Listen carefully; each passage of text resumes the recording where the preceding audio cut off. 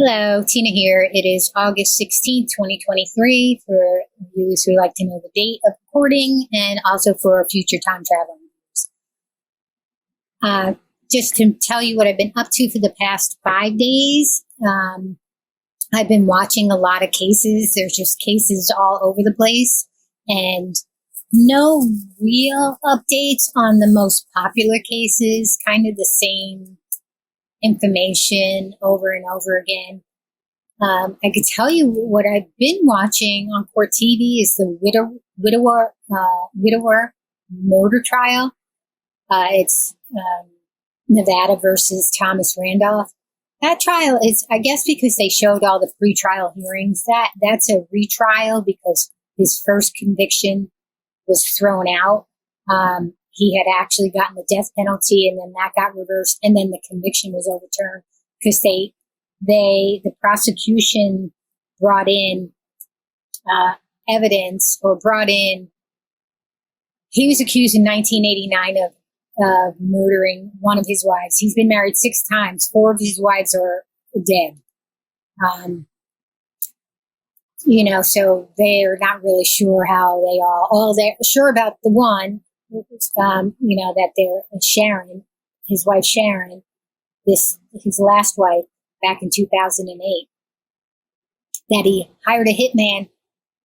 The hitman shot her and then he killed the hitman. So, but they brought in evidence from 1989. His wife, his first, second, or third wife, she was found dead with a shotgun, to her head, and they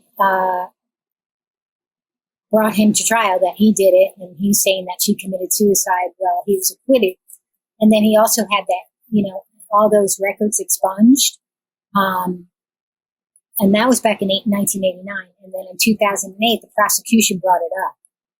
So, I mean, that's a no-no.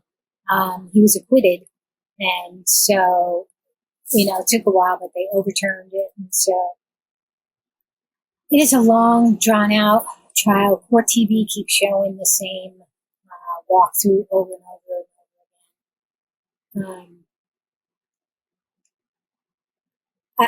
I don't know. I mean, the jury's allowed to ask questions. That I find so bizarre. Not all states do that. Jurors are allowed to, mid,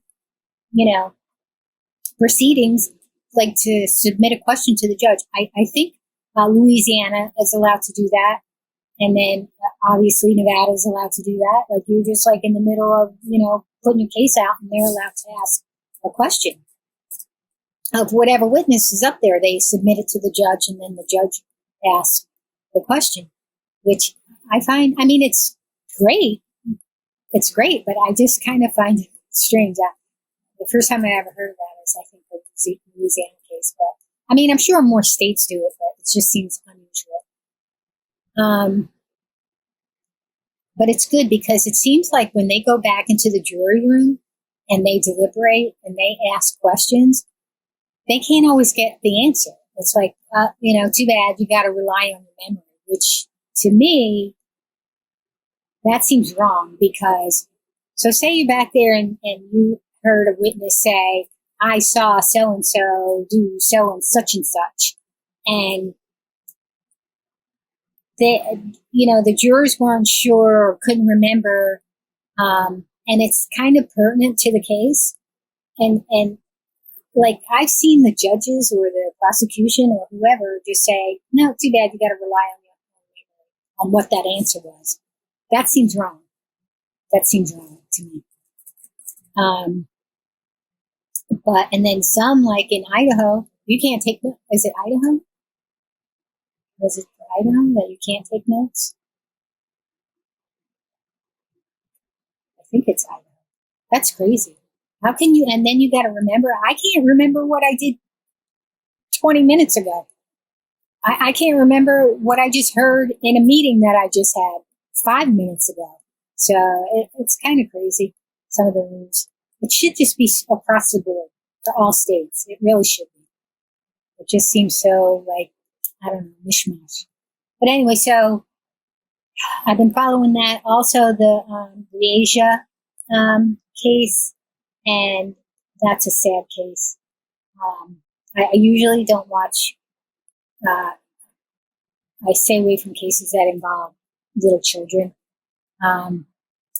That's that Henry Dinkins, not her stepdad, but her half brother's dad.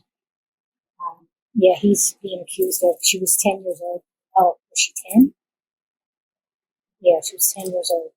This happened in 2021, I believe. 2020.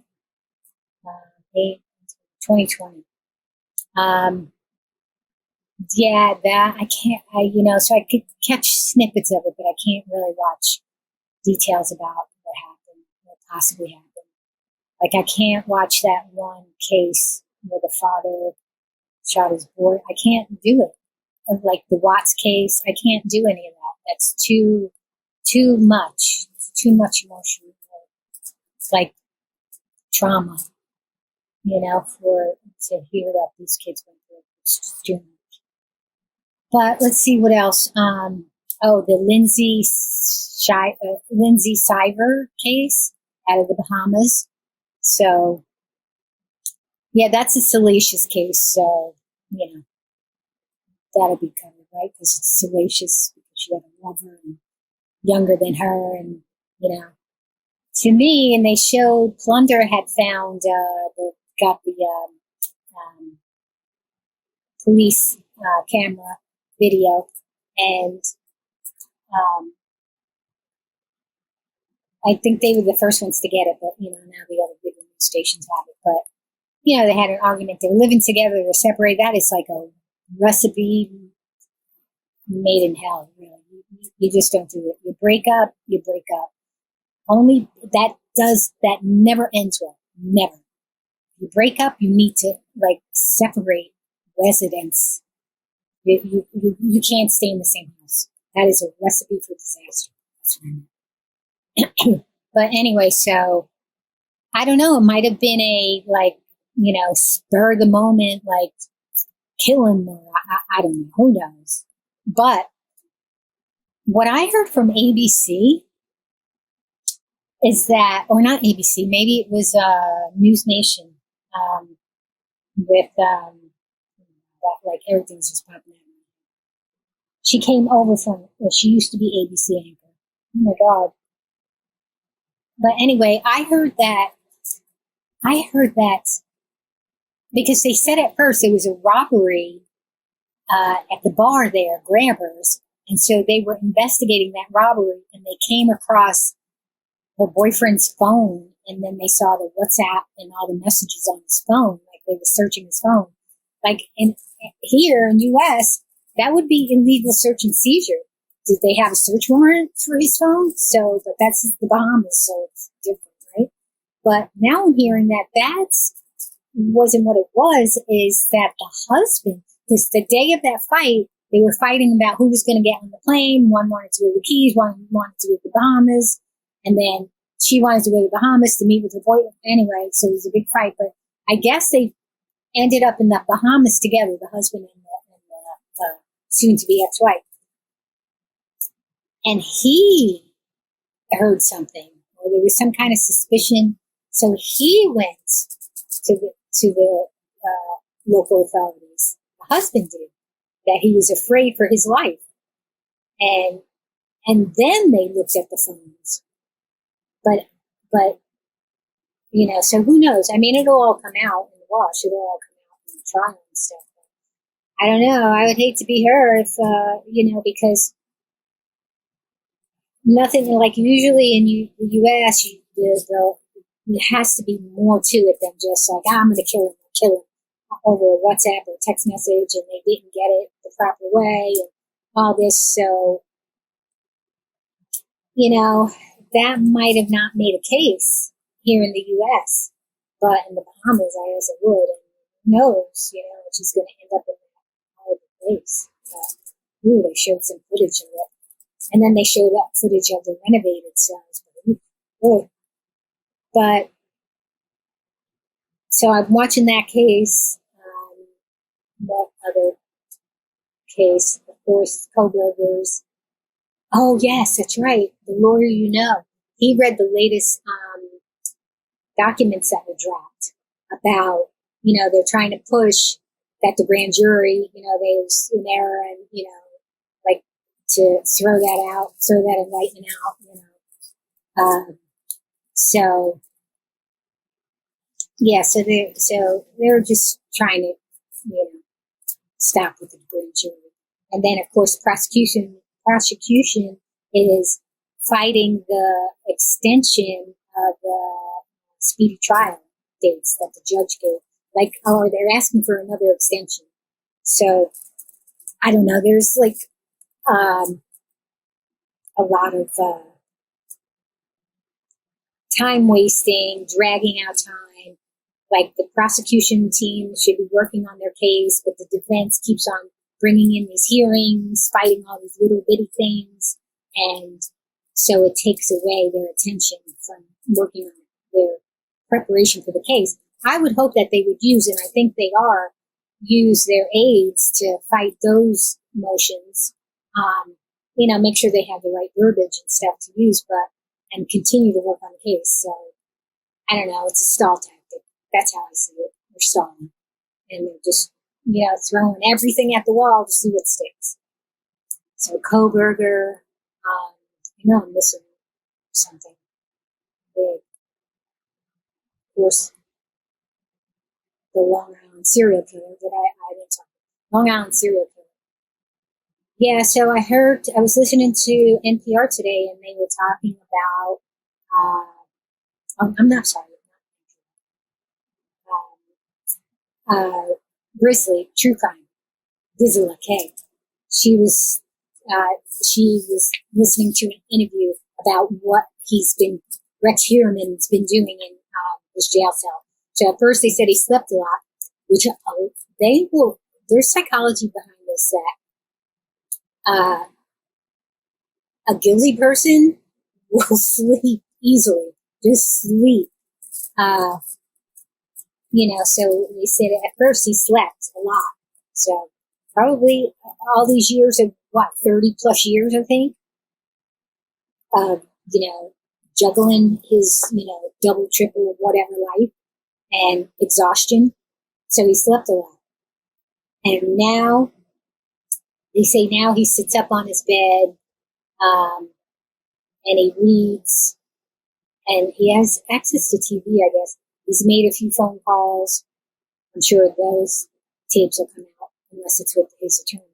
He meets with his attorneys. He meets with the Catholic priest and weekly. He hasn't had any family visiting.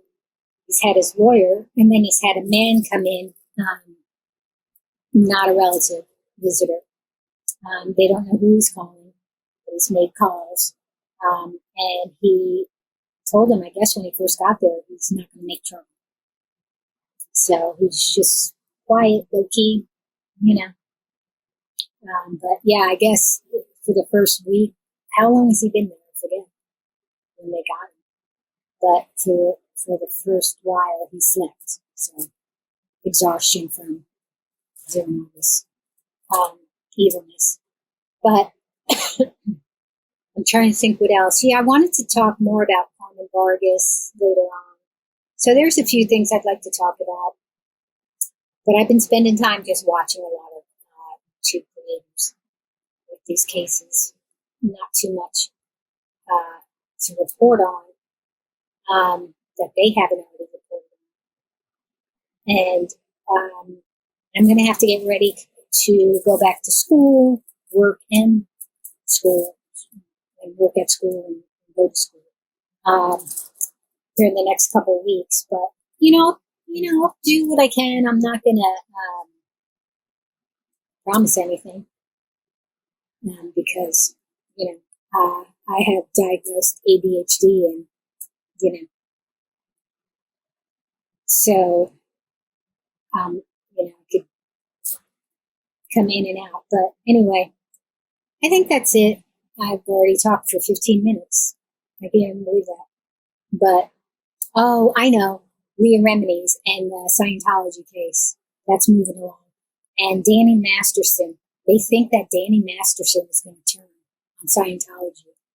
I think they're trying to make some kind of, not a deal. I think they're trying to make some kind of deal for time. Like, cause he could get 30 years. I think that's it. The judge doesn't have a say. So, but I don't know. That's the talk that he may be turning on him. I don't know if he hadn't turned on him by now. I don't know. But they may be turning on him. So I heard that Leah Remini, I heard that she wanted one of the judges to recuse himself. I think they did. I think they got a different judge. So I think her case is going to move forward. And I think Scientology is moving their pants because, they're scared because, stuff is going to start coming out. So I don't know, these big dollar celebrities that have been like funneling money to them. I mean, I don't want to say that they're bad people, but they're going to lose their big dollar celebrities. But anyway, I think that's it. If I have anything else, I'll pop in, but this was just kind of impromptu. I just finished with the meeting. So anyway, I'll talk to you guys later. Don't forget to always be you. I just wanted to say again, thank you to my new subscribers. Thank you for commenting. Zeusy says thank you. Cassie's going to say thank you here in a second, right? Right? What you got to say for yourself? Huh? What you got to say to the new viewers? What you guys say? What? I know. Y'all know. Thank you, thank you, thank you, thank you. Thank you. I can't get up here. She can't get up here because... No. Yeah. All right. All right, guys. Say goodbye. Say goodbye. Oh, I'm pulling my hair.